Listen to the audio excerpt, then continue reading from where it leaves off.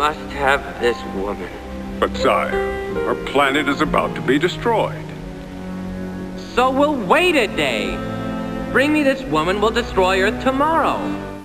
Hey guys, it's Brock, and I'm using a different camera from my garage because my other one wouldn't hook up to my computer. Isn't that wonderful? Father's Day was a few days ago, so today I'm going to be talking about Mom and Dad Save the World. What does this have to do with Father's Day? Absolutely nothing, but it does have Dad in the title, and that's all that matters. So this movie came out in 1992, but I didn't even hear about it until just recently when I was adding really random sounding movies on my Netflix queue. So I rented it, I watched it, and believe it or not, I didn't hate it. I probably would have loved this movie as a kid, not gonna lie. And it takes place in space! Mom and Dad Save the World is probably one of the most bizarre movies I've ever seen.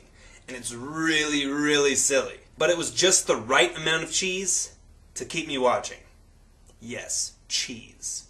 The plot involves the eccentric Emperor Todd Spango, played by Jon Lovitz, taking over a small planet at the edge of the galaxy populated entirely by idiots, and renaming it after himself.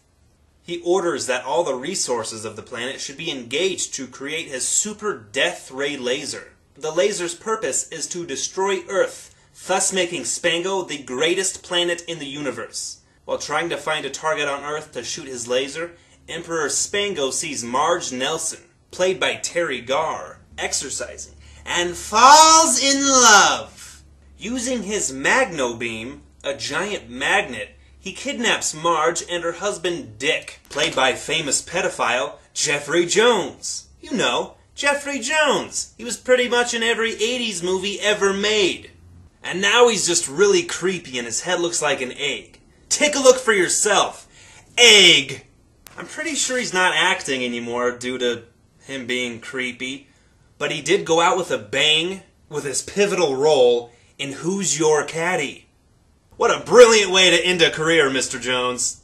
Anywho, Emperor Todd Spango uses his Magno Beam to kidnap Marge and her husband Dick as they are driving on their way to a 20th anniversary weekend vacation. Emperor Spango hopes to make Marge his bride before he blows up the Earth. What's with Jon Lovitz's characters having crushes on women named Marge?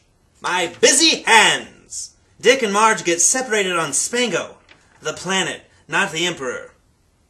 Confusion. Marge is sent to the lap of luxury, waited on by aliens with fish and bulldog heads. Ingenious! While Dick is thrown into a dungeon with Monty Python's Eric Idle. Yes, I did read that right. Thanks, Wikipedia, for the movie description. You've always been there for me. What's that, Wikipedia? Jamie Lee Curtis really wasn't born with both male and female reproductive organs? What? We're through, Wikipedia. You and I are through! Anyways, along their quest, Marge and Dick reunite, battle giant killer mushrooms, befriend the original inhabitants of Spango, who are dressed as giant birds, and supermodel Kathy Ireland hooks up with Wallace Shawn for some reason. Yes! Wallace Shawn! Wallace never go in with a Sicilian when death is on the line, Shawn! Also, Budnick from Salute Your Shorts is in it for 10 seconds. Bonus! Sure, Mom and Dad Save the World is far from a great movie, and it's one of the most ridiculous movies that I've ever seen. But it has its charm, and is totally worth a rental. So check it out if you haven't seen it. You just might like it. You know, the only unrealistic thing about this entire movie is that we're supposed to believe that Jeffrey Jones is happily married to a woman, and not a 17-year-old boy. Take that, Mr. Rooney!